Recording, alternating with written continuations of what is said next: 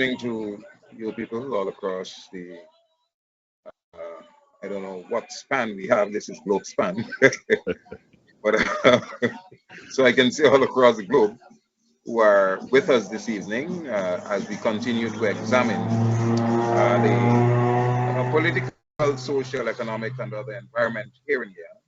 And on this evening's program, we are looking at basically the socio-economic challenges facing Guyanese, and to discuss that this evening are two of our guests who have been on the other program that I've been on, Mr. Ravi Dev and Professor Terence Blackman.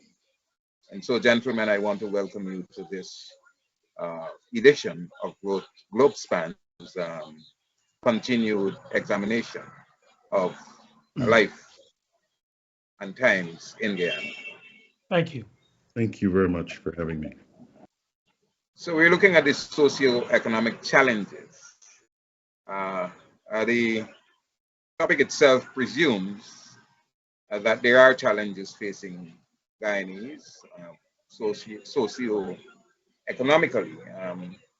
But for those who don't understand what the term socio-economic entails, what will you provide them as an understanding, a kind of definition of socio-economic, and then we talk about the conditions. Ravi, you want to start? Well, what I'd like to do, if you don't mind, Dion, is that before we look at the socio-economic political challenges, and we do confront that, we are confronting that in Guyana. I think that's very much conceded by all. I want to put out there that those are merely symptoms of a deeper underlying contradiction that we as a people in Guyana must confront. To wit that all societies, all modern societies that have accepted that we have come out of the Hobbesian world where the rule of the jungle, the law of the jungle prevailed, and life was nasty, short, and we've accepted that we have to have some ground rules that will govern our interaction in these societies. And part of those ground rules are there's the Constitution, there are other laws, and we have to accept that there must be buy-in. Those laws must be put together by most in the society. And if we accept those laws, they're not immutable. They can be changed, and all constitutions, for instance, have mechanisms for changing them. But one of the problems we are facing in Guyana today, if you look at the discourse, and even tonight's discourse, we have to be careful about it, that the discourse in Guyana is dominated by challenges on procedures rather than issues. In stable democracies, people will disagree on the particular policies we must utilize to address these challenges. So if there's discrimination, what are the policies we have and what we don't know and what we do? In Guyana, we do not speak much about policies. There is some talk, but we are talking about changing procedures. And when we look comparatively across the globe, as you said, we are broadcasting to, societies that focus on procedures, it means they're fairly unstable because you haven't accepted the rules of the game. And therefore, it's almost a threshold issue that we must confront. So in Guyana, for instance, we hear about, there's always been the demand for constitutional change. Today, we heard of the unfortunate passing of Professor Pollard, who's one of the drafters, in our legal mechanisms and so on. I remember presenting some ideas in 2015 on constitutional change during the coalition government, because that was what they campaigned on, because they disagreed with some of the premises of how we interact and all that. But yet they took evidence. Hasan Paris has passed away. Now Professor Pollard has passed away. Nothing was done. That whole set of proposals seemed to have dropped into a black hole. And in the meantime, individuals from that same coalition are beating the drums of war out there that the system is illegitimate, that the system ought to be changed, focusing on the procedures, whether it is GCOM procedures or power sharing, where the whole system should be changed. So I'd like to throw that out, that we can talk, in my estimation, until the cows come home. But if we don't agree on the ground rules, we're not going to get anywhere, because we basically are talking past each other. So I wonder if we could discuss that a little bit before we going into the challenges, which we'll probably talk more about. How do I put it? Not policies rather than procedures.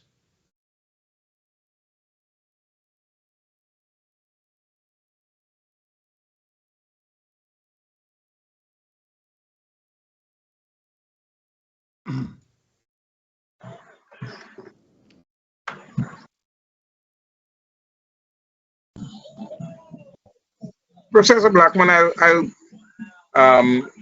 give in a bit to Ravi's slant to the discussion, but what are your opinion on what is your opinion on the idea of ground rules?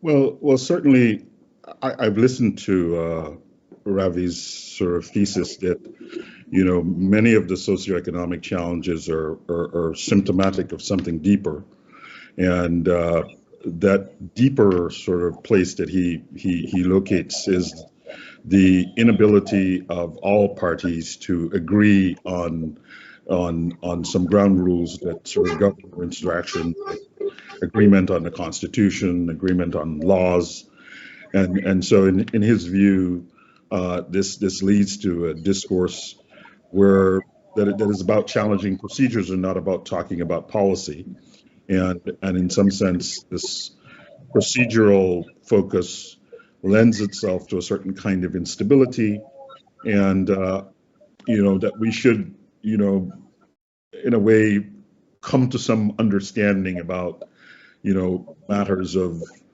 how we run our elections, GCOM, how we share power, etc. And I think those are all very good ideas. But I do think that, and here, this is perhaps fortunate for our conversation, being someone who is of Guyana but not in Guyana at this moment, I think I can offer a slightly, I can offer a look from far, and in offering a look from far, I would appeal to something like, the United Nations Sustainable Development Goals, right? So, and to think in terms of, what are some ways in which we can, harmonize the political platforms of the two major political parties along these lines. I think it's, we've been saying this over and over again, but it's sort of self-evident. Guyana has many characteristics that are conducive to socioeconomic progress and economic prosperity broadly. We're extensively endowed with natural resources, bauxite, timber, arable lands, vast biodiversity, proximity to and access to large markets. We're an English-speaking population. The point is, notwithstanding these gifts, we're ranked as some of the poorest countries in the Western Hemisphere. That's changing, and so I think, while I understand these ground rules are important, I do think that they're in this moment, when Guyana is receiving substantial revenues from the emerging oil industry, that we we should be thinking also that this is a transformative opportunity for Guyana, and we should be thinking about some goals around which we can fashion and move the socioeconomic indicators. And in this context, I would certainly, think about questions of eradication of poverty, think along questions of, providing quality and inclusive education. I would mark gender equality in the spheres as an indicator of the socioeconomic progress. I would certainly add access to energy. I would look at whether or not our economic development is diversified, whether it's inclusive, whether it's sustainable. So I can see that there is a need for, a more robust social architecture. But I still think that you can talk about these questions of socioeconomic progress while you out the details. And so I would differ with Ravi only in that sense, that I think we can proceed on parallel tracks. Okay. Wherever you chose to single out the APNU and you said they're beating drums and all of these things. While they're beating drums, you are not mentioning that the Attorney General is on a path that is saying that I am, the man in charge, and I'm going to take these steps to do whatever it takes to make changes without the very kind of setting of rules that you're talking about. And that is the problem. We bring it to a head here, Dion, that while we the game changer, for instance, is this oil revenue that's coming in. So we all know that, but how do we now deal with that? There's fundamental disagreement about that, and in terms of the NRF fund as to how it is managed. So that's a matter of procedure before we get. So no matter how that funds are spent, they're already the claim that there is it's not legitimately being disbursed because of the composition of that. Coming back to the whole thing that Anil may be talking about, right? Here again, we are focusing on procedures. What ought the opposition to be doing? What ought the government to be doing? This latest brouhaha we had in Mocha, right? Where the president went in, and from what I understand him and the PPP to be saying, they received a plea for help in fixing the community. They went in to talk about $192 million worth of projects. Sounds good. You have oil money coming in. We're beginning to spend it. But the how came in because you had the chairman of the NDC making the point that if local government is to mean anything, there has to be some coordination with the local authorities. That's what I understand it to be. So here again, we're talking about procedures and not talking about the policy of helping. So again, I want to say that being here in Guyana, I want us to see this distinction, and we might not deal with it tonight, but in going forward, I want to offer this perspective because in political science, societies that are fixated on procedures rather than policies are dubbed as unstable societies. So for example, in America right now, there's a great debate among academics at least as to whether America is becoming unstable with the claims by the Republican parties in terms of the elections and what have you. I want to come back to Guyana. So I would like us to move on because we have a prepared agenda. But I want us and the audience out there, and hopefully if there's any political player that is listening to us, to understand the implications When a society is fixated on procedures, it means we do not agree on the ground rules. And from one side, you can do what you want. It's not going to be accepted by the other side.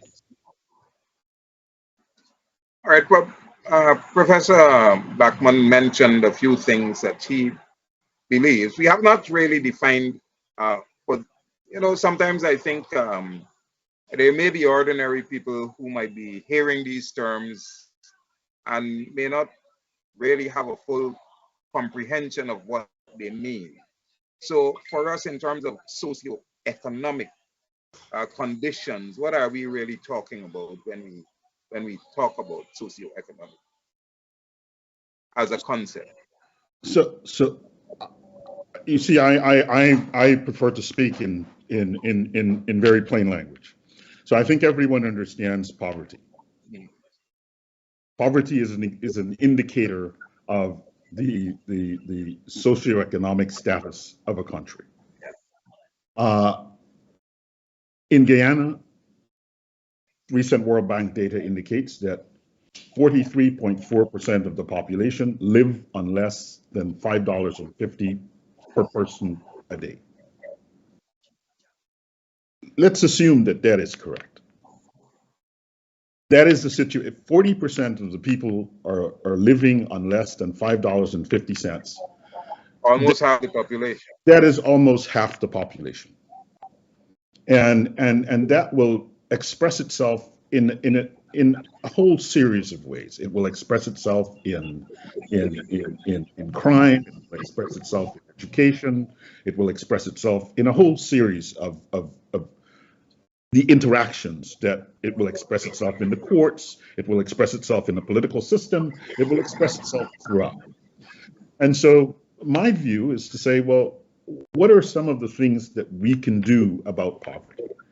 And I would juxtapose this. I will juxtapose this question of poverty with the recent mid-year report. Mid-year report that was put out by the Ministry of Finance. So it points out that the economy recorded real GDP growth of estimated at around 36.4%. Has been driven by petroleum and other crops and service sectors. If one looks at the so there's a sort of economic website. It's I think it's called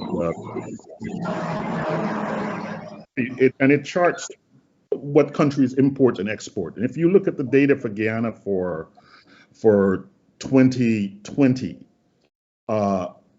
Guyana exported in 2020 almost $2.99 billion worth of goods. Crude oil, petroleum, about 39.1%, gold, 22%. Surprisingly, rice was all the way down at 9%. Sugar is very sugar is at 1.12%. So the point is there is a reality. The reality is that there is money in the society that can alleviate poverty now. And even as we deal with the questions that Ravi has just identified around the ground rules and around, so I take the view that we should begin to, as we do this, to start to ask questions around, what are some of the things that we can do what are some of the redistributive things that we can do at this moment to address this question? Even though I don't live in Guyana on a daily basis, I respond to many issues from various people across a number of sectors in Guyana consistently. Most recently, I was responding to someone who had to have a prosthesis done. And it struck me that the costs and the bureaucracy that was associated with doing something like that is something that we can change now. And that's this discussion I think that we ought to engage in, even as we try to find ways to make GCOM better, try to make courts more independent. And so, you know, I am completely, in some ways, in agreement with, you know, I have to say this carefully, you know, the government of the day is the government for all of the citizens in the country. And so if the folks in Maka ask to look at some of the issues that are challenging, then I think it's right and proper that the government respond. The next step is about what the relationship between the government and the local governing councils ought to be. I think you can respond, and at the same time, it's in that response that you begin to really implement what that working relationship should be. So I still believe that this is, you know, take the issue of poverty. We you know, what steps are we taking nationally? What steps are we taking locally? You know, are we finding ways to, you know, build in economic support for individuals of a particular socioeconomic? I mean, 40% of our people are living on $5.50 a day. It's certainly a recipe for the instability that Ravi has just described. So it's not just a question of the rules, but it's a question of economic need. And I think that, you know, we have to engage in that discussion now, when we have an opportunity and when there is some economic resources that can address those matters. Ravi?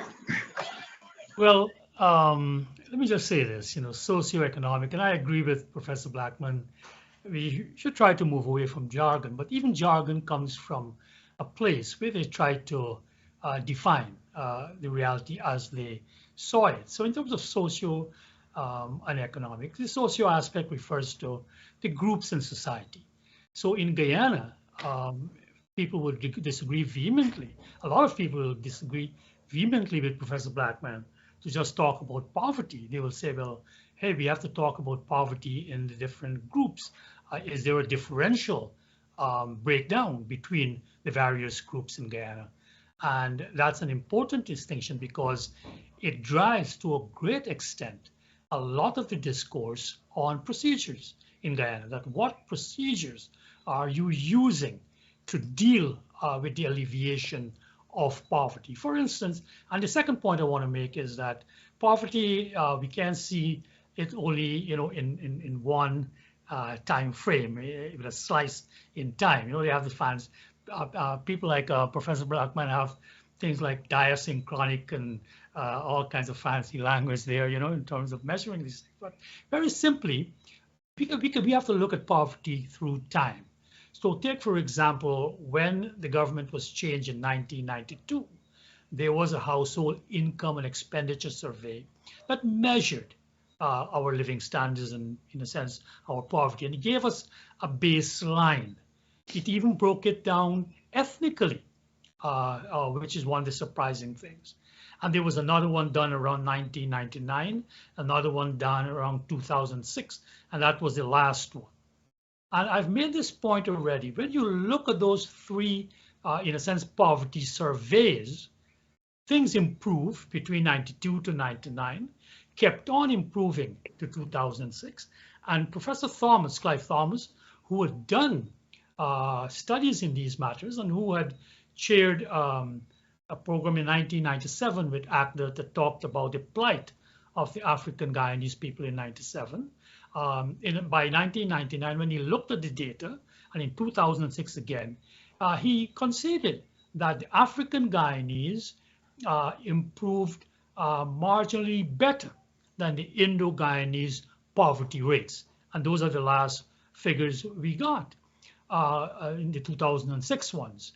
So what I want to say is that, however, did not please anybody, did not satisfy anyone, because as we know, we had riots in the country after that 2006.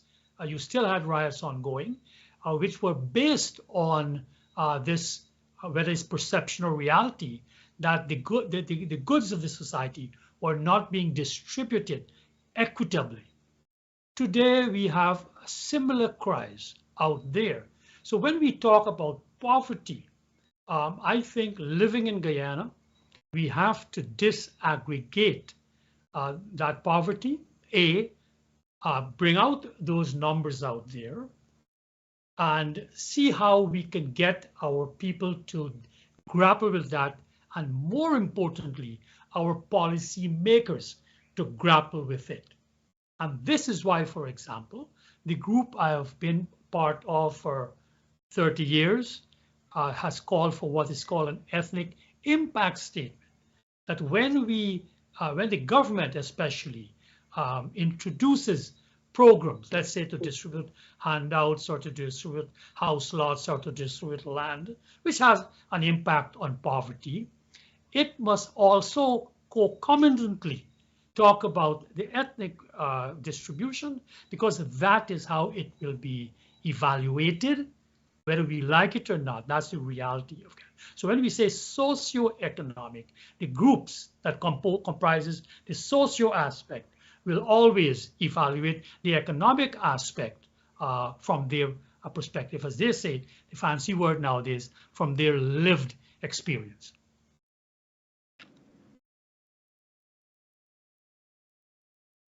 All right. I noticed you like to beat that drum on the studies up to pointing out that Africans have marginally performed better than Indians. That's what the data shows, Dion, since 2006. That's what the data shows. All right. But that performance, would you say it is a performance that was engendered by any particular policy by the administration at the time, or is it a performance in spite of the existent conditions that were prevalent in the society? You see, that is where, unless we have a perspective on the policies rather than the process, we're not going to see that. And that is my complaint today about the opposition. So, for example, right now, to distribute the wealth that Professor Blackman assures us is out there, and he has done several very wonderful presentations to show by the numbers there. But up to now, as far as I can gather, that this government, the policy they will utilize is the same one that was introduced through the neoliberal dispensation that Mr. Hoyt accepted in 1989, that was imposed on Mr. Hoyt. And the neoliberal way of economic development has its own implications and imperatives. And I am surprised that the opposition, which is having severe problems, the way I hear the rhetoric, about the distributive aspect, is not talking about those policies of the government. So come back to your question, as I want to say, the same neoliberal policies were introduced to Mr. Hoyt. Mr. Hoyt, I remember it's called ERP. In fact, those days we ran around the country talking about empty rice pot, beating Mr. Hoyt to death. But the point is, it was an imposed system that led to over a 7% rate of growth in the Mr. Hoyt few years between 89 and 92. And then Cherry Jagan, to many people's surprise, accepted most of the premises of that, and the economy keep growing as the three aspects of the neoliberal premises were outlined, which is for stabilization, there were certain monetary policies introduced in terms of inflation control within 3% of your GDP. There was stabilization. There was allocative decisions. How do you allocate the resources of the state? And then, of course, there was privatization. The third aspect, a massive round of privatization that was initiated by Mr. Hoyt. So those three aspects of the neoliberal premise played out from Mr. Hoyt days into Dr. Jagan days into Mr. Jagdeo, who, for his part, he focused a lot on we were called a highly indebted poor country. So there was a HIPIC initiative where Jagdeo was able to work with the goodwill of the countries out there to work on debt reduction.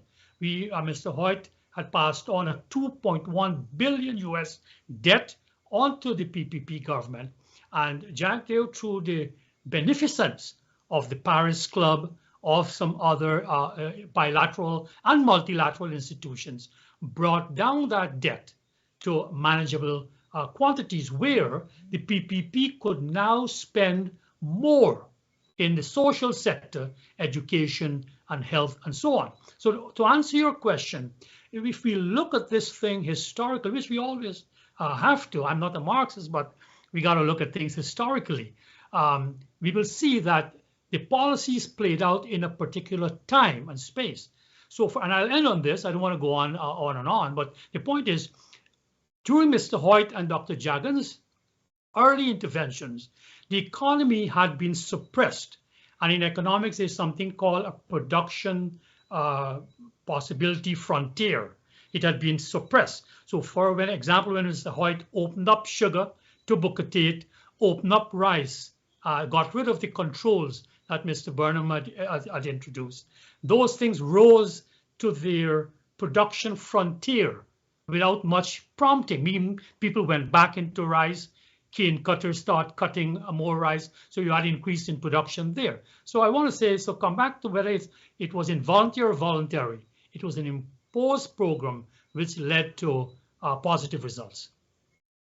And we got to question what's going on now because the scenario, the environment is different.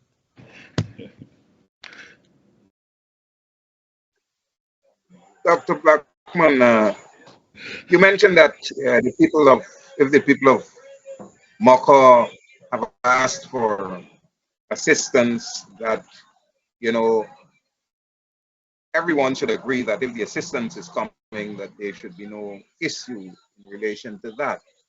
But the general experience that seems to be, it's a perception in Guyana, that in the Afro-Guyanese communities, unless they beat a drum and make a noise, that and let the world begin to understand what is happening, that this kind of intervention doesn't take place. Is that the best? I mean, Ravi is talking about policy and approaches and so on. Is that the way that we can talk about dealing with social and economic issues in a society like ours?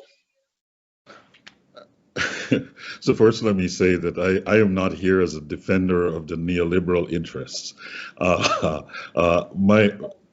Ravi makes an important point, but I would simply say this, that we are recognizing in this moment inflation, and I'm sure that these inflationary challenges are taking a really serious bite out of the paychecks and the economic resources of Guyanese. And so it seems to me entirely reasonable that one should direct one's sort of policy making around the economy to think about controlling inflation.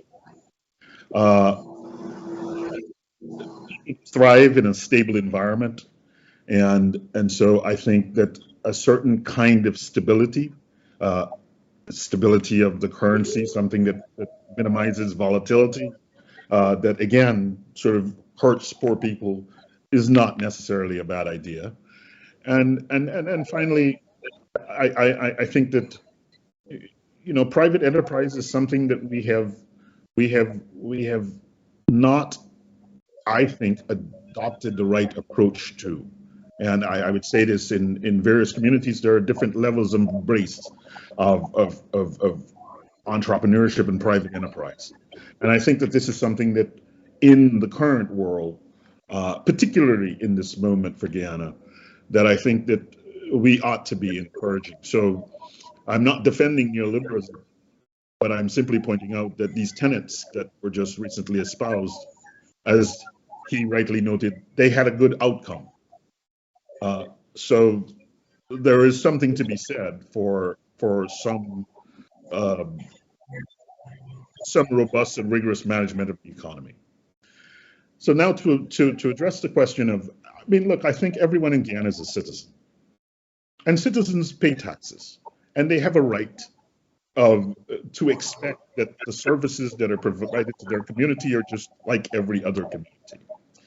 And part of the democratic process is that if you think that your part of the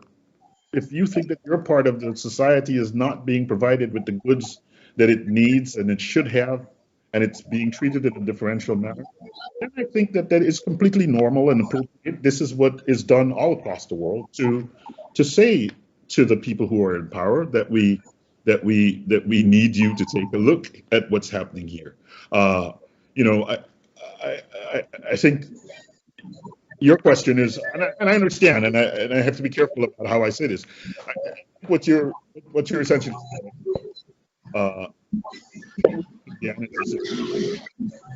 where Indo-Guyanese communities don't have to ask for the help; they get the help without.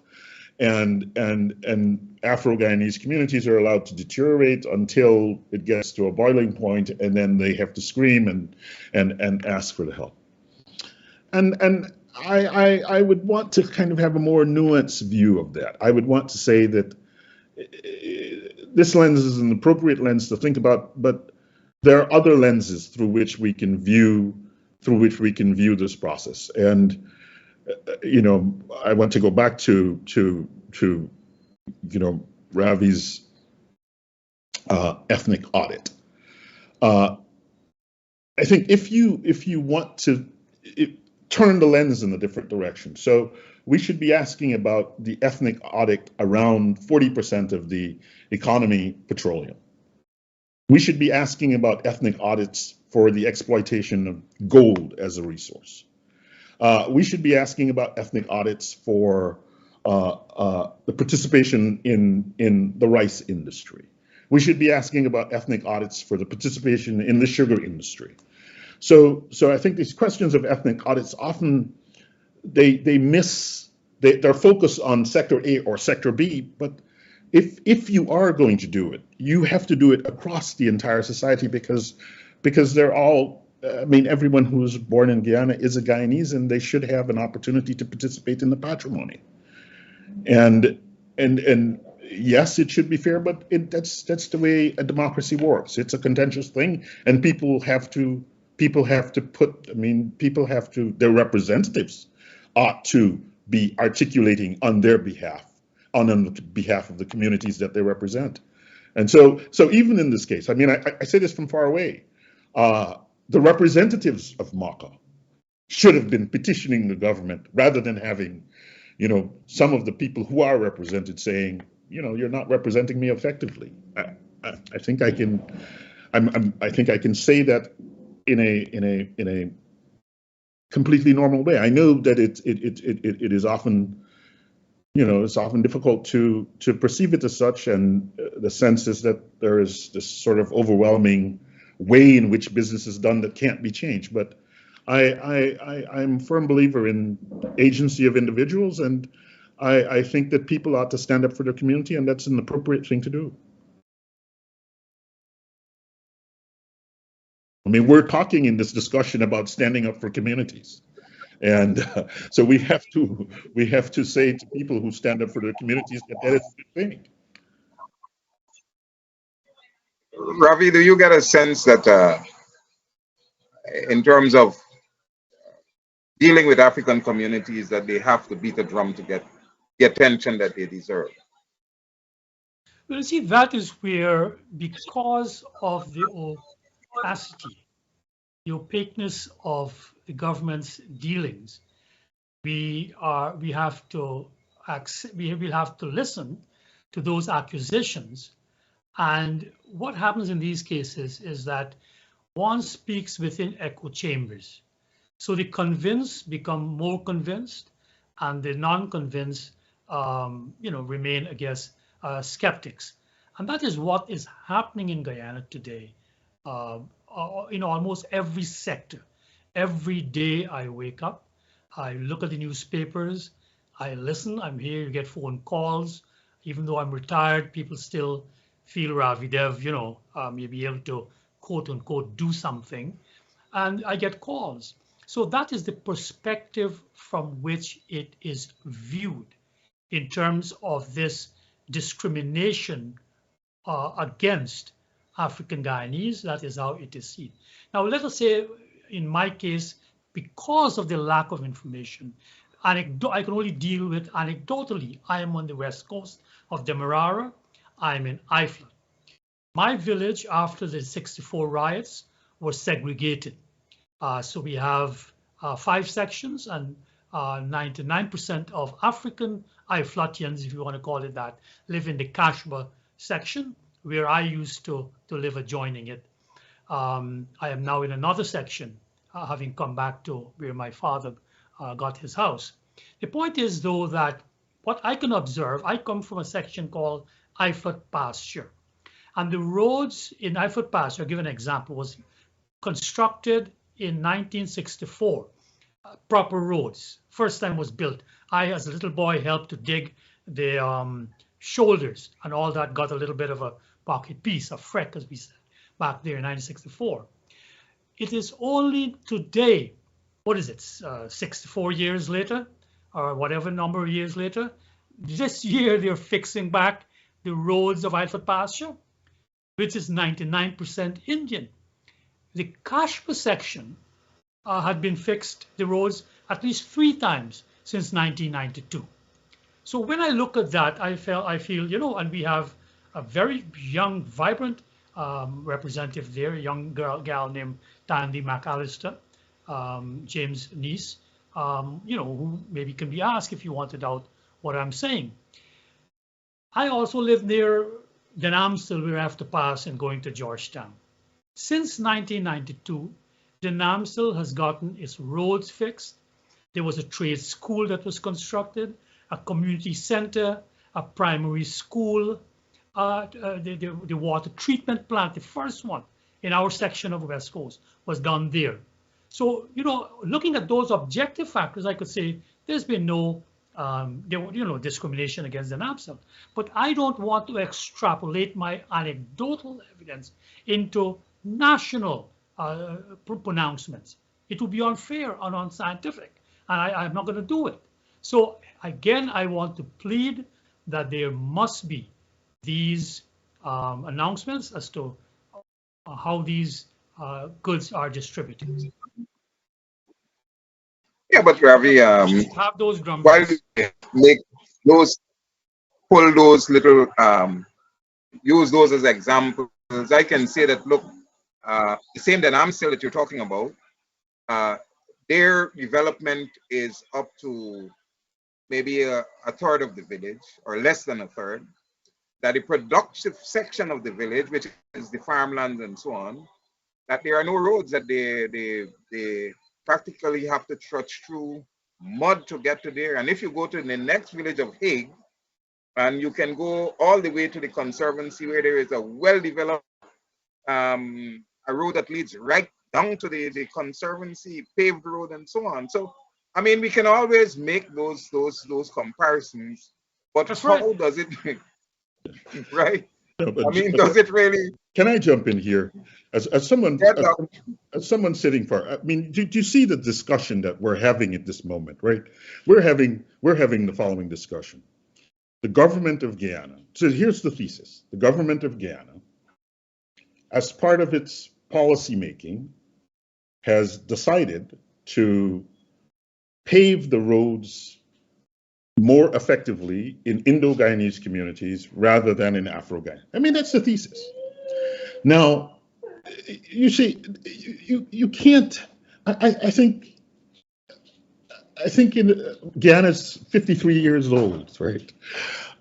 I think we have to move beyond this now. I think we're at the place where we have to now say, what is the process? What are the rules by which roads in various communities get done? And then we have to ask, and we have to insist that there's some transparency in this matter. And then we have to understand how things get prioritized, and there must be a process for prioritizing them, right? it can't be that someone just wakes up and says, you know, I live in Agricola, and I'm the, and I want the roads in Agricola paved, and I don't want the roads in the other. I mean, it just seems it's almost self-defeating. I mean, imagine I have to pass from one village to another, and the roads in one village are good, and on my way to my own village in which my roads are fine, the roads are terrible. So if I had to get a hospital or I had to do something that was important, then I would be hurting myself. So I don't want to say I don't want to it's very difficult for me to believe that the government's policy would be such. Maybe the outcomes appear in this manner, and then the question would be to ask, well, why are the outcomes what they are, and to begin to work to change those outcomes. What I'm getting worried as I listen, there's a static sense to the discussion. It's almost as if we think this is the way it is, and this is the way it should be, and this is the way that it always will be. And I think I want to kind of inject this sense of agency into the conversation, so that, and also to provide a sense of like, here's really what we're saying. And so extend that to say, the government of Guyana is, in the employment,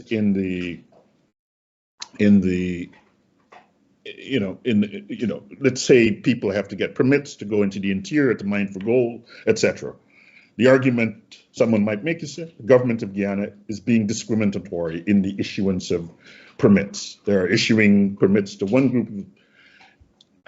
I think we have to kind of really, excavate that before we say it. I think, and this is the one place also where I think Ravi and I, this is the one concern that I have about Ravi's ethnic audits, is that I think it has the potential to drive Guyana apart.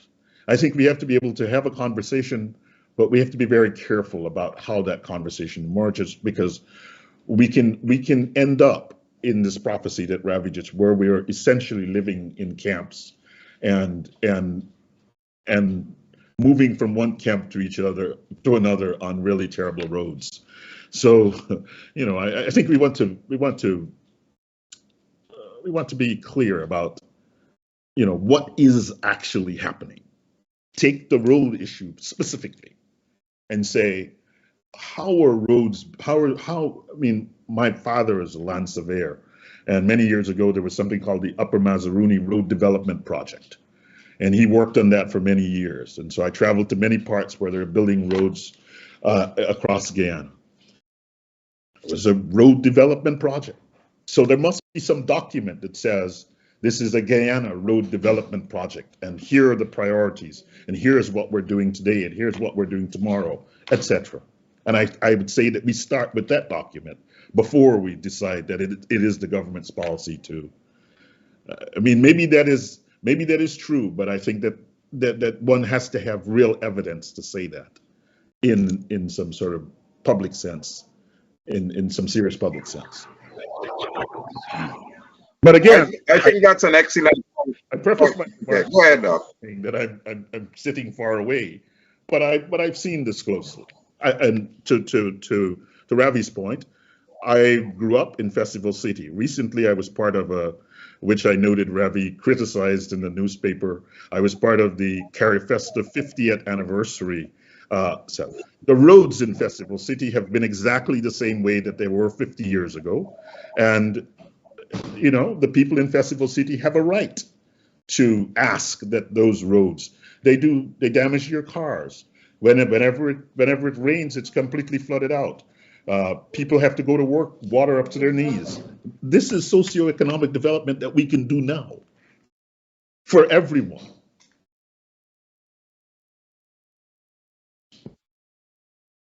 Okay, I thank you for that.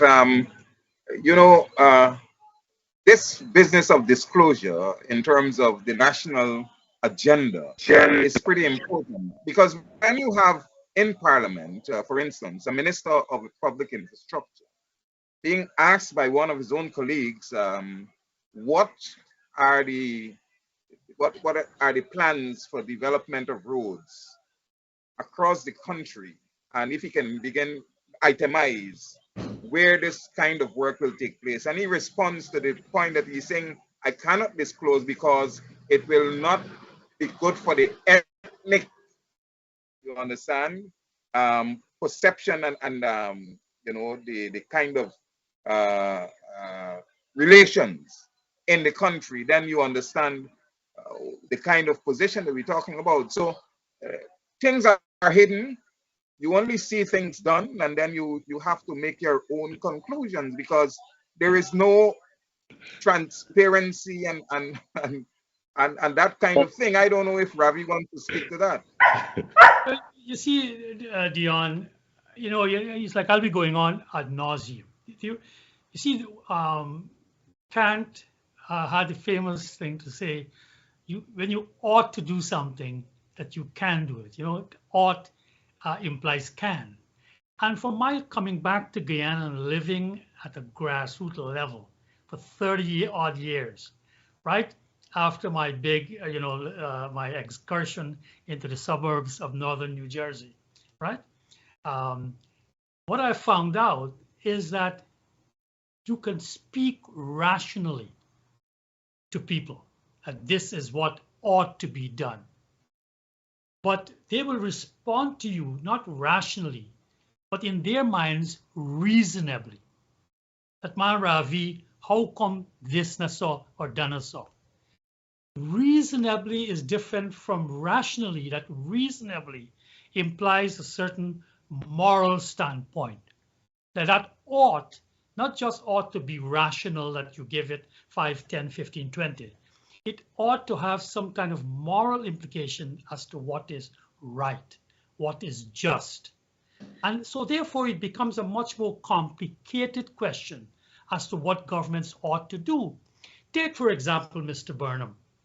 After taking office in 1964, the PPP had opened up the Black Bush Polder scheme, opening up, I think, 23,000 acres or 33,000 acres, a whole lot of acres, where the allocation, even though they claimed, Bridley Ben was the person in charge of it, that 10,000 Indians applied and only 500 Afro-Guyanese applied. So therefore, the 1,441 people who got, and were only 2 Indians and only 221, well, it was a fair allocation based on application.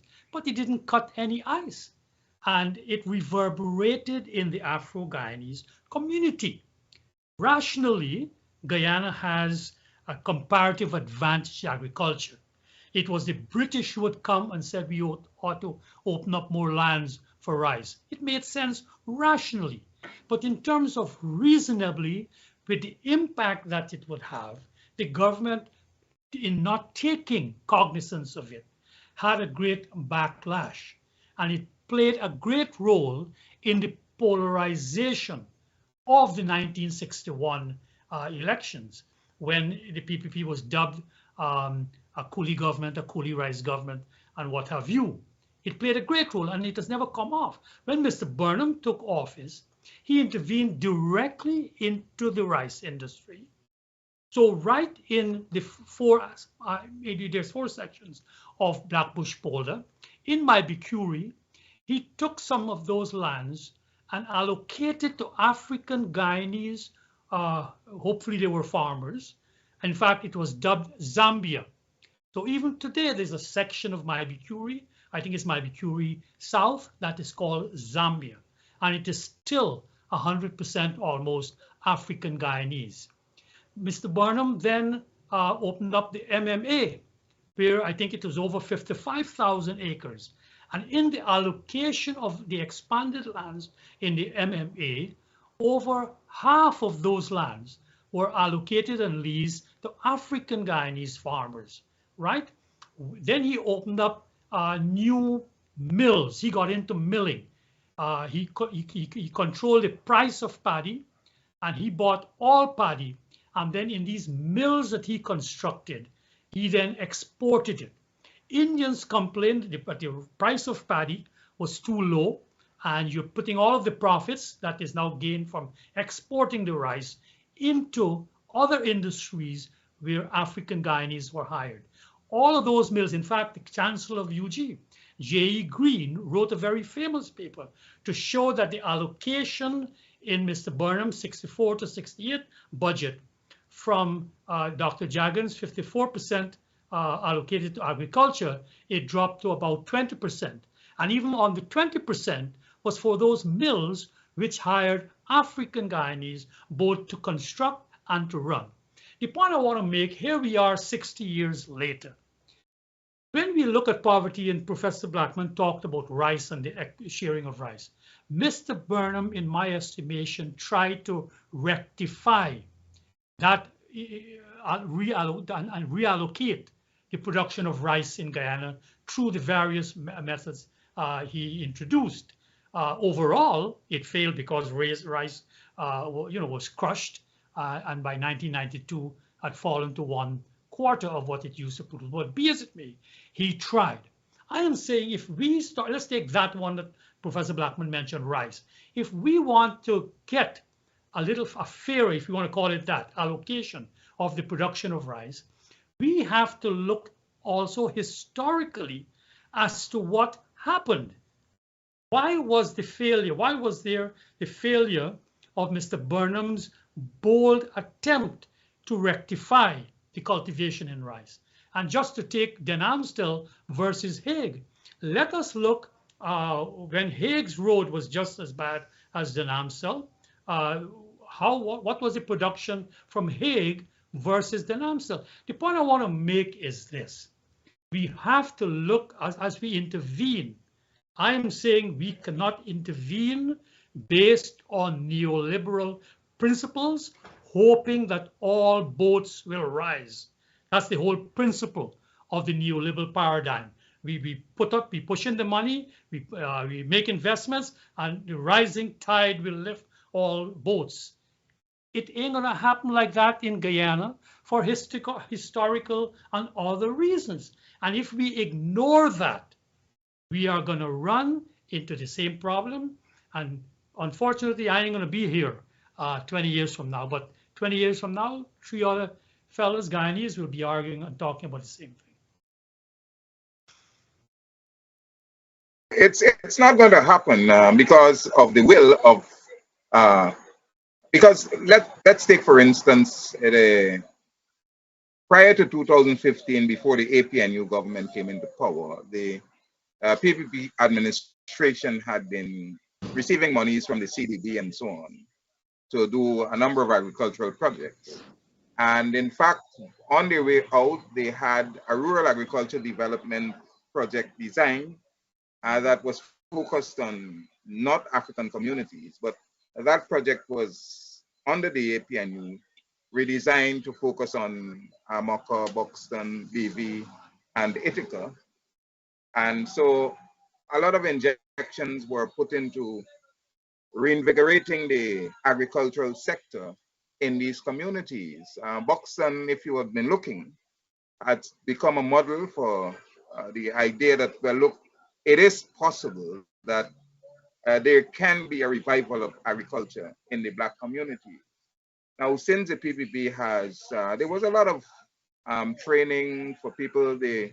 There is, through the, what they used to call CIMAP, now it's the Basic Needs Trust Fund, and the Caribbean Development Fund. They're looking to establish a processing facility in Nari compound with the idea that feeders from the project area, along with other, because those areas alone would not be able to satisfy the need for the processing facility. But they had expected that, this Mocha, Buxton, and so on would grow to the point where they can be a major part of feeding that facility. Since the PPP came into government, it's as though this project never existed. All right, they have practically been, the impression you get is that they are deliberately forcing you back to where you were prior to 2015 when the intervention was made. And it's really a sad thing because, for instance, a number of training programs are being conducted at NARI for the processing facility to teach people, talk to people about what they can produce, uh, giving them information about processing secondary products and all of these things. And all of these villages are excluded from that.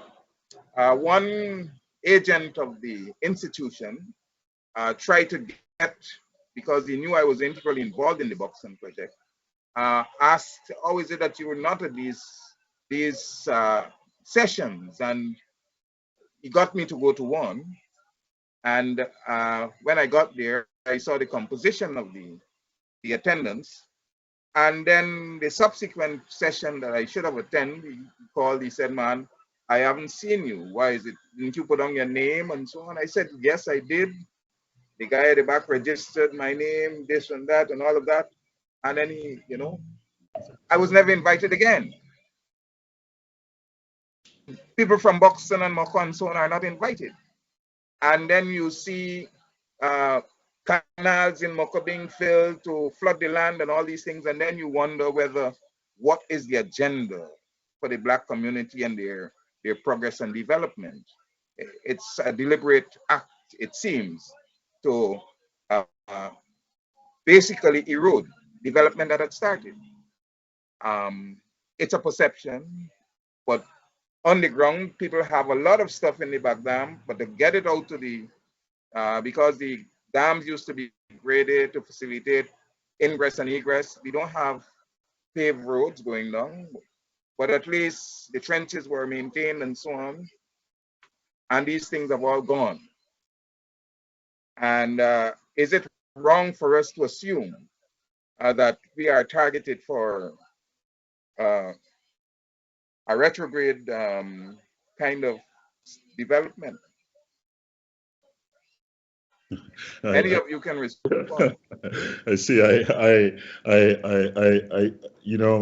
I listen to, Ravi describe the efforts of the Burnham administration to intervene and to reallocate aspects of the rice industry.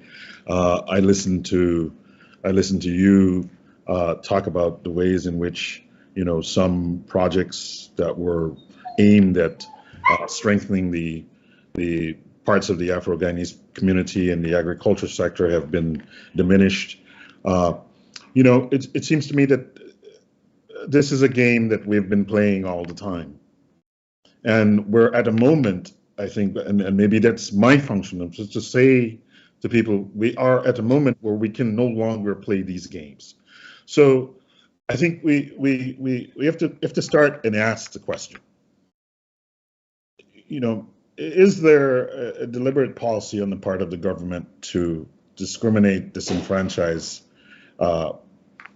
Afro-Guyanese? Prior to this current government, there was the APNU AFC government. And maybe there were similar kinds of questions that would have arisen, right? And the question was there an explicit some or implicit policy on the part of the government to undermine the socioeconomic success of the Indo-Guyanese citizens of Guyana? And I think that, if there is no, look, you've just identified in this set of remarks that you visited meetings, you registered, and somehow you were disinvited or uninvited, or somehow your name did not appear for the subsequent meeting. That's a very difficult conversation for me to have. I can't. It seems to me that, I've been a part of enterprises where I've had to do things. I always, maybe naively, I always assume that the people who are on the bus with me or on the boat with me or are going in the same directions, and they're not immediately trying to not have me meet to the destination with them. So it's a very difficult. I mean, I would ask Ravi, is it your view at this moment that the government has an active policy that to discriminate against Afro-Guyanese? I would ask Ravi that one and listen to his response. How would you? See, after high school, and Gary Fester, as you said, you read my letter, I left for the States, right? I went to Brooklyn College, as a matter of fact. As I did. Alma mater, yeah. So I was there in '72. And so I pretty much grew up there in terms of looking back and looking at the distance, because I didn't return till '79 when I heard that, Walter was going to have that revolution over the '79 Christmas holidays. I came back that Christmas, first time after 7 years. The point is then that in America, what I learned is that let's not talk about intent to discriminate when governments are acting. We have something called the adverse impact statement, that if a community is adversely impacted, and there's a percentage, they talk about 80%, have applied and they're not getting through. The assumption is made by the court that there is discrimination. So you don't have to prove intent. So I don't want to pretend that whether the PNC, during its 5 years had the intent or the PPP presently have the intent. It's the impact that we have to look at. And the impact you have to get. I want to pause you there for a moment. So come back to the impact. I want to give you an example. I come from West Coast. And when I heard that Mr. Granger unilaterally decided to ignore the COI into the sugar industry, in which Mr. Clive Thomas, literally wrote a book on that, and he ignored the commission's advice to close down 4 estates. I personally got involved because through contacts, I knew in India they were moving out from Maharashtra state because the groundwater was, receding, still is, like California. And they had sugar mills that might be available.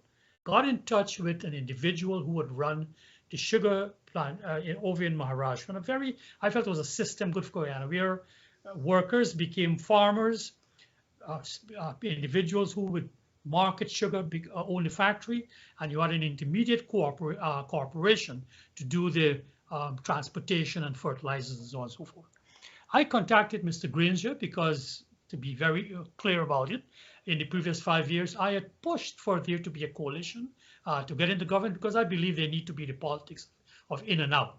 And if you look at my writings between 2007 to 2011, was all to push for there to be an effective opposition and not to go out into the streets. But I think the Indian community was ready to make some choices. Be as it may, I then got in touch with Mr. Granger, and he put together a committee of his agricultural minister, Mr. Holder, Sheila's husband, also his son-in-law, Gaskin, and who is it? I think was Mr. Jordan. I wouldn't swear to that. My memory is a bit unclear on that. But I took with me Nigel Hughes and the head of the NIS, an AFC fellow named Surendra Prasad, Dr. Surendra Prasad. I felt, you need kind of a larger grouping to go. And I picked that this fellow was willing then to take over Wales, lease the land, keep it in. Why did I pick Wales? Not only because I'm a West Coast man. Wales, because I had once floated a sugar union, and we could have defeated Gau. But I wouldn't get into the details of that. You almost asked Lincoln Lewis one day why our effort was, even though we had the numbers. Be as it may, Wales had 40% Afro-Guyanese sugar workers. The cane farmers of Wales are historic. These are African cane farmers, a huge block of African cane farmers. And not only African, historical, if you look, a lot of the Africans, the so-called liberated Africans who were brought after the abolition of slavery, many of them went to that same section, Bagotville and so on. So this is a special kind of African there. Be as it may, I always had a soft spot for them.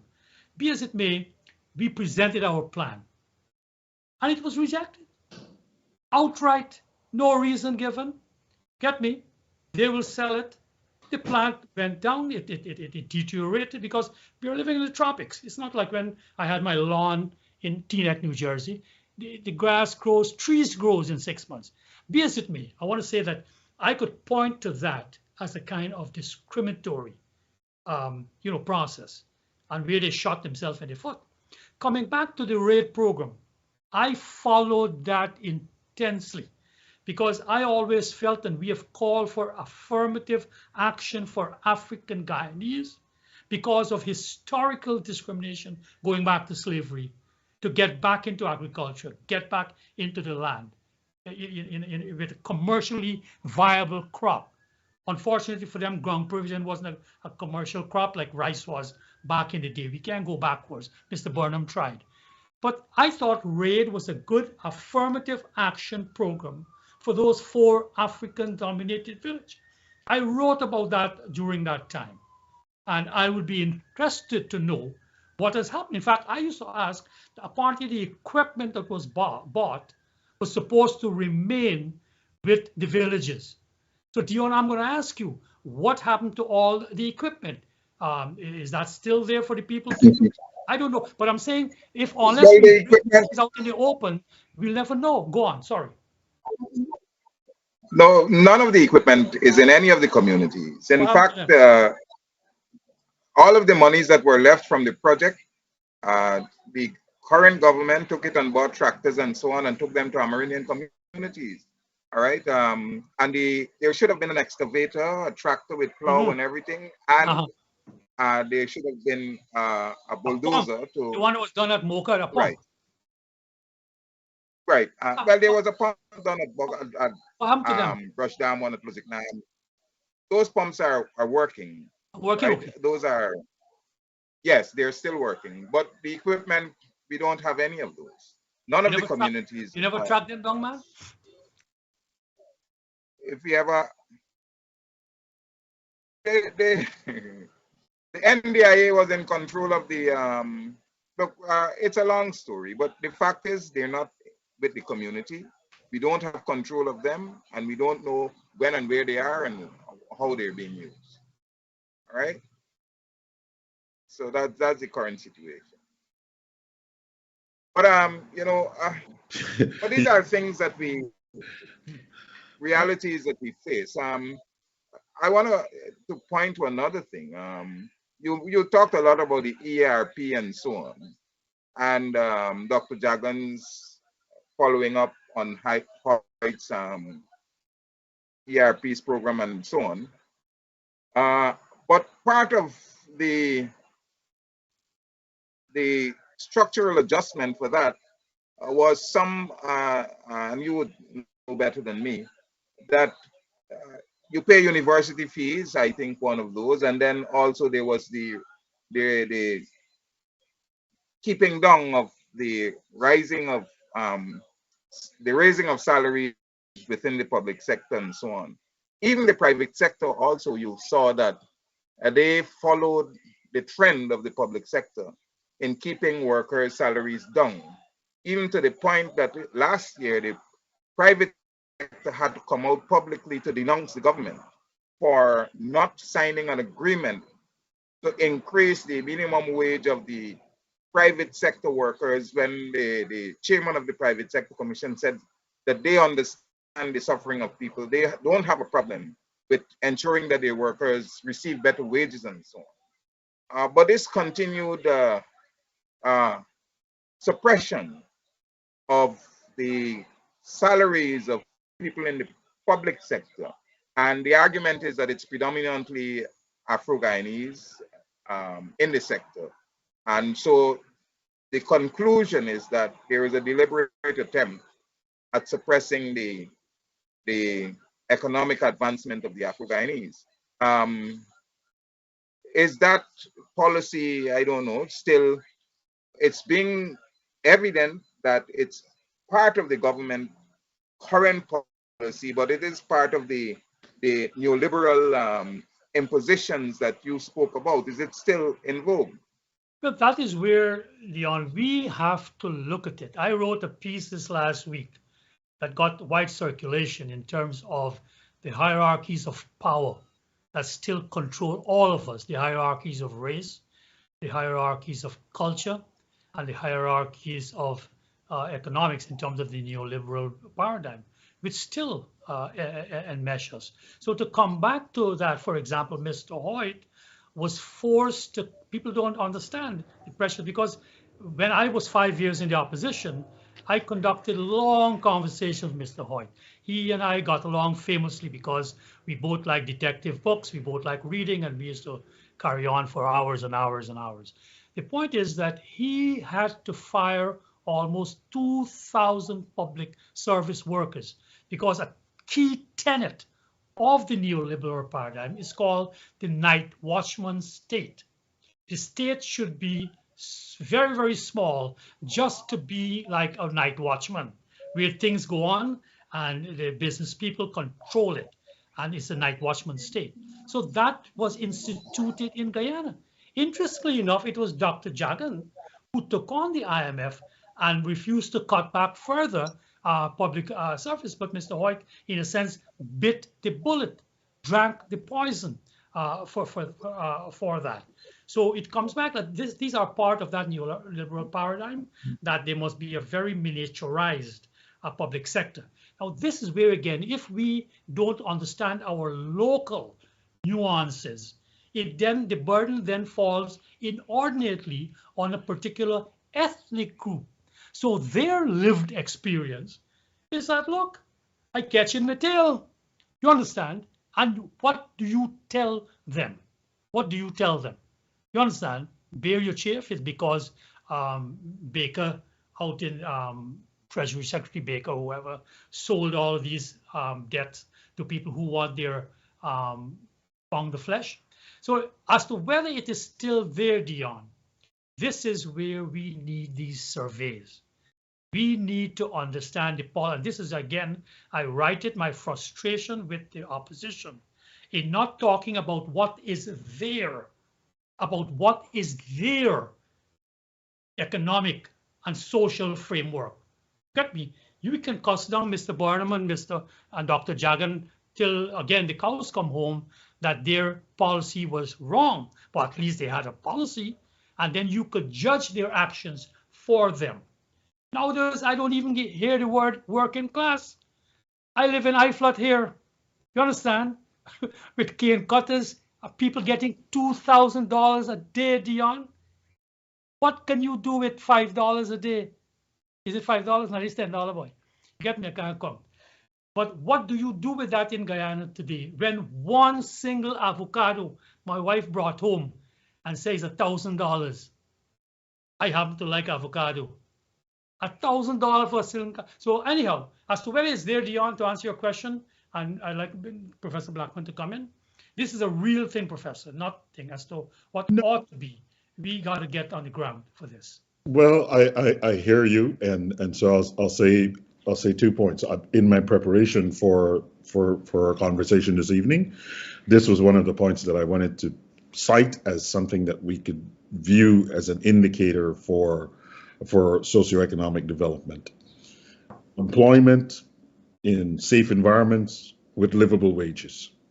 And as you've just described, I think that one needs to know in some very concrete way what is, employment rate, certainly by gender, the employment rate by racial and ethnic groups, the median wages across sectors, hourly wages, and the question of a minimum wage, how the proportion of the employment in the agricultural, non-agricultural, informal sectors, etc.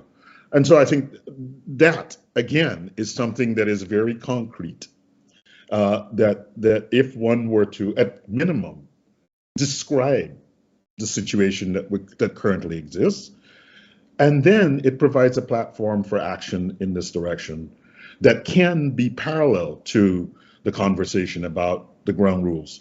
And just on a personal note, I just want to say 2 things. One, you mentioned Surinder Prasad. We were classmates, and so, you know, I certainly followed some of the work that he's done. You mentioned Wales. It's a place that's very familiar to another one of my classmates, Devendra Kumar, used to be the general manager of Wales. I've visited Wales on a number of occasions and have a very soft spot. And I want to pivot now in the following sense. In this, I agree with you. There was an adverse effect on the community, and I think I want to make that argument for Dion also, to think about an adverse effect of the government's policies in the public sector. That is something that one can make an argument about. But I think what these discussions lack is kind of, where do we go? It is clear that the buying and selling, the production of sugar is not a sustainable. It's not a sustainable thing. And so the question is, as you've just described, what is the pivot point? And I've written about this, to think about, how do you pivot? Where should you pivot? Should it be something where you integrate the sugar estates into the energy aspect? And that's one of the reasons I strongly support the Wales, Power to Wales project, because I think we're static, and this is one of the things that I'm trying to get this discussion to move beyond. It's enough to say, yes, this was deeply problematic to close and perhaps it not been closed. But if you don't close it, then what? And that aspect of the discussion is very rarely engaged, and I think that has to be a part of what we're doing.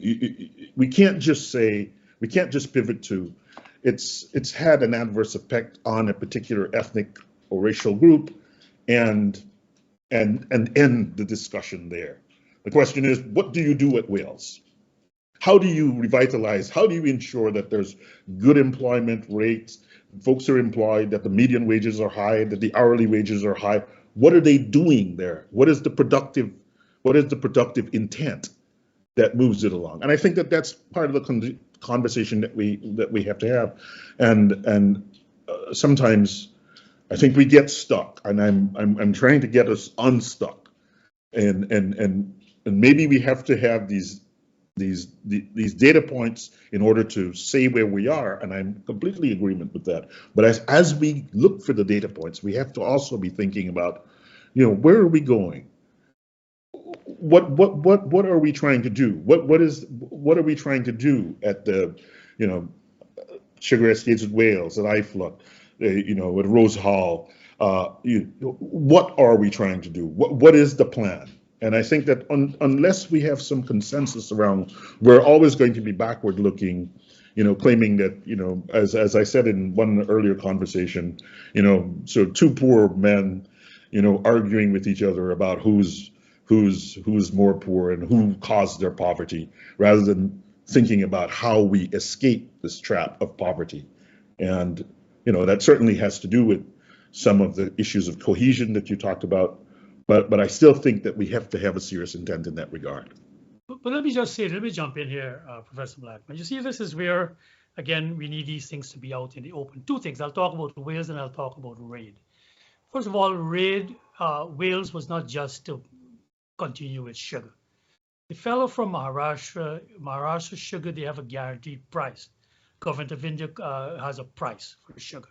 It's over $600 a ton, which was at that time, I think, like 3 or 4 times the world market price, which is a residual price we know about. So the thing is, you had people coming in who already had a market. They had an input into getting that sugar sold at what we would call the premium price that the EU had just. So that was their problem, however. It wasn't our problem.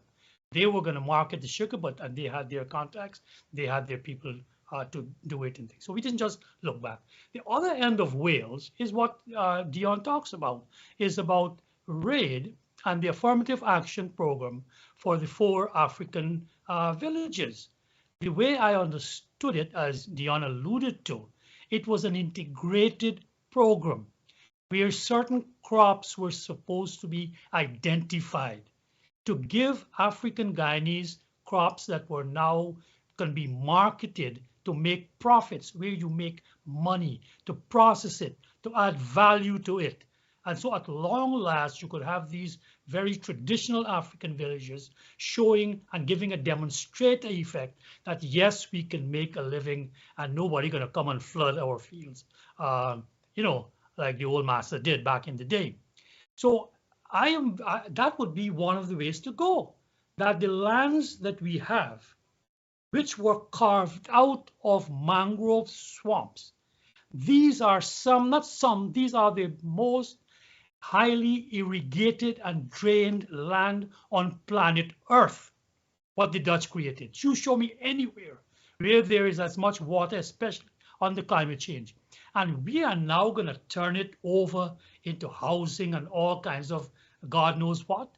I have just heard 25% of the land going to be given out to large farmers, 1,000 acres each. Who are these farmers? Who decide? Why we've been calling for our people to become farmers, from workers to farmers. It has been shown by most studies that a 15-acre farm is the most efficient.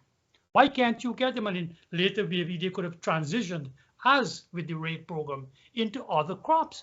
The world needs a lot of proteins.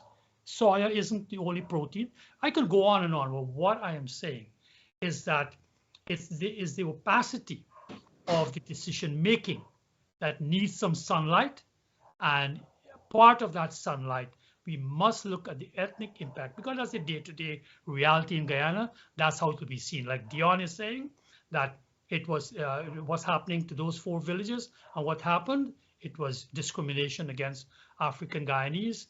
And to many people, when you see what's going to happen at iFlood, and I live at iFlood here, you're going to see the impact right at iFlood. Let's hear what's going to happen. So I just Now, want, I'm sorry, go okay, ahead. go ahead, Doc. I just wanted to make Go ahead, go. this. So one point which I'll make in jest is that one task for us at this moment, if you're going to distribute 1,000-acre farms to farmers, then this is a test case of our situation to ensure that there's equity in the distribution of the 1,000-acre farms to farms, to ensure that farmers from all ethnic groups have an opportunity to compete for these things. But I also want to say a substantive point. As I looked at this thing, the raw sugar accounted for 1.12% of our exports in 2020. The export value was about $33.5 million. So there is a moment here where we have to pivot away from that product, and we have to think, how do we repurpose the industrial capacity and the engineering capacity and the other capacities that are there. You know, you don't want them to be completely fallow, as happened at Wales. But everyone has to recognize that reality, that it's happened all across the Caribbean, and it's happening in Guyana. And you know, there's no question that in 10 years, sugar will be less than 0.5% of our exports, and so we have to pivot, and we have to pivot in a sensible manner, and that will entail some consensus on the part of all of the parties, so as to minimize the adverse effects that this will have on the lives of people. And it's that conversation that I want us to continue to have, right? We have to make decisions. Decisions have consequences, and we have to figure out how to mitigate the effects of those consequences on the lives of various people. You can't get around the fact it's there. It's 1.12% of your exports. All right, it's 9 o'clock. We should be tying up now, but in asking you to just, in your final statements, I just want to make the point to Ravi that the people of the former workers of Wales were given land, and if you would have read the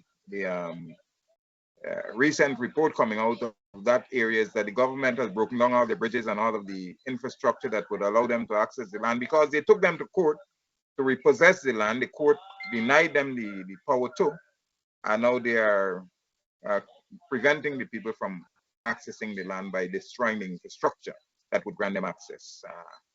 Your final comments, gentlemen, as briefly as possible. To give out 25% of the land to private farmers. It's a new initiative. I just read it the other day. Yeah. Go ahead, Okay. your final comments.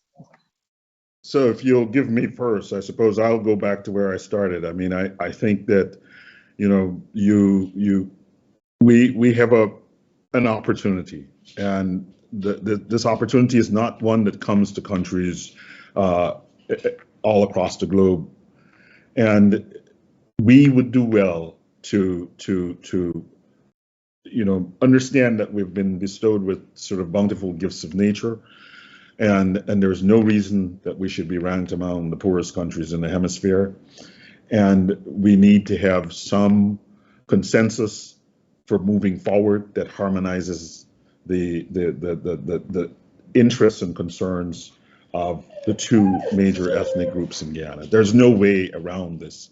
You have to have some kind of meaningful dialogue, cooperation, collaboration in order to meet the challenges of this moment. Ravi, your final thoughts. I just want to congratulate Professor Blackman for showing the kind of maturity and wisdom to accept that we do need to involve the ethnic question when we are discussing policies, because we can't get away from it. Again, on a personal note, I came back very bushy-tailed and bright-eyed, and think we had all these solutions. And the 30 years, I'm being asked to put together these things. There got to be 10 books there that I have written on the whole thing. How. But what I want to conclude on this, that all institutions ultimately have to be constructed on a notion of justice. Unless institutions are constructed on that it must deliver some form of justice to those who engage in it, we wouldn't go anywhere. And in the end, politicians on both sides of the divide have to stop trying to game the system whenever they're out to call for a change in the game. It just puts them into office, or more pertinently, into power. And therefore, they really focus on the process to get into power and not on policies which can help the rest of Guyana. I'm done. Well, gentlemen, I want to thank you very much for this. I think it's a very fulfilling discussion. um, and I think we have a good sense of possible steps that can take us in a direction that can prevent or cause us not to feel the way we feel about the discrimination and inequity and all of these things that are present in Guyana. The question is, are the principals listening? I want to thank all the people who have been on the program listening to this evening's Globespan presentation, and I really do appreciate your taking time out to be with us. Do have a good night and continue to watch Globespan for more information coming out there. Thank you. Thank you very much.